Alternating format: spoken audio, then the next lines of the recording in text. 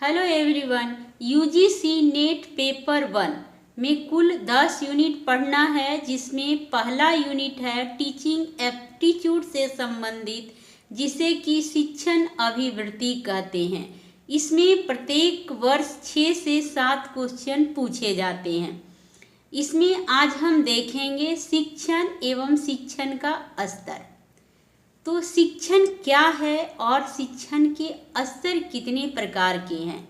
तो शिक्षण का मूल अर्थ शिक्षा प्रदान करना या सिखाना या सीख देना है। इसकी उत्पत्ति शिक्ष धातु से हुई है, जिसका अर्थ ज्ञान प्राप्त करना है।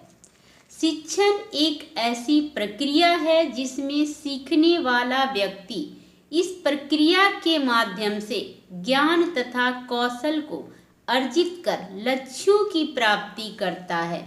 शिक्षण अभिवृत्ति। शिक्षण एक नैसर्गिक प्रक्रिया है जिसमें एक शिक्षक विद्यार्थी के व्यवहार को समाज के आवश्यकताओं एवं विचारों के अनुरूप विकसित करने का प्रयास करता है। जैक्स डेलर्स ने शिक्षा के 4 स्तंभ बताए हैं। पहला, कुछ बनने के लिए अधिगम, लर्निंग टू बी।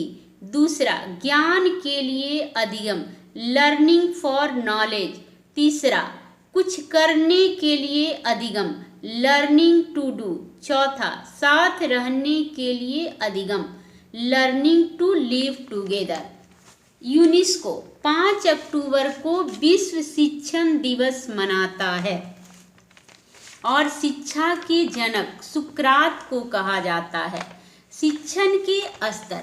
शिक्षण के 3 स्तर हैं। पहला है स्मृति स्तर या स्मरण शक्ति स्तर की शिक्षण व्यवस्था, जिसे हार्वर्ड शिक्षण मॉडल कहते हैं। स्मृति स्तर के शिक्षण स्तर का वर्णन हार्वर्ड ने किया है। हार्वर्ड की पंचपदी प्रणाली स्मृति स्तर के शिक्षण को संरचना का प्रारूप प्रदान करती है। ये जो है पंचपदी प्रणाली, हार्वर्ड के 5 सोपान हैं। पहला, योजना या तैयारी करना। दूसरा, प्रस्तुतिकरण। तीसरा, तुलना एवं समरूपता। चौथा, सामान्यीकरण और 5वां, उपयोग। स्मृति स्तर की शिक्षण अधिगम का उद्देश्य दी गई विषय सामग्रियों को बस रट लेना है। दूसरा है बोध स्तर या समझ स्तर की शिक्षण व्यवस्था, जिसे मॉरिसन शिक्षण मॉडल भी कहते हैं।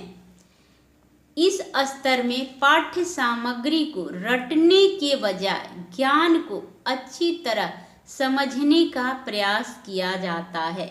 तीसरा है चिंतन स्तर या विचारात्मक स्तर की शिक्षण व्यवस्था, जिसे हंट शिक्षण मॉडल कहते हैं।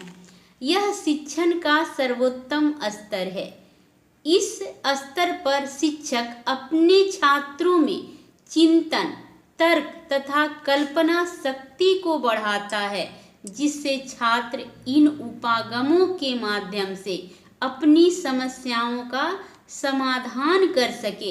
हंट को चिंतन स्तर के शिक्षण का प्रवर्तक माना जाता है, इसीलिए इस शिक्षण स्तर के प्रारूप को हंट शिक्षण प्रतिमान भी कहा जाता है। इसी तरह हम लोग शिक्षण के 3 स्तर को देख चुके हैं, यानी इसमें से एक ना एक क्वेश्चन पूछा जाता है। कभी इस तरह से पूछा जाएगा कि शिक्षण स्तर को कौन सा मॉडल के नाम से जाना जाता है, बोध स्तर को कौन सा मॉडल के नाम से जाना जाता है, चिंतन स्तर को कौन सा मॉडल के नाम से जाना जाता है। इस तरह से भी क्वेश्चन पूछा जा सकता है।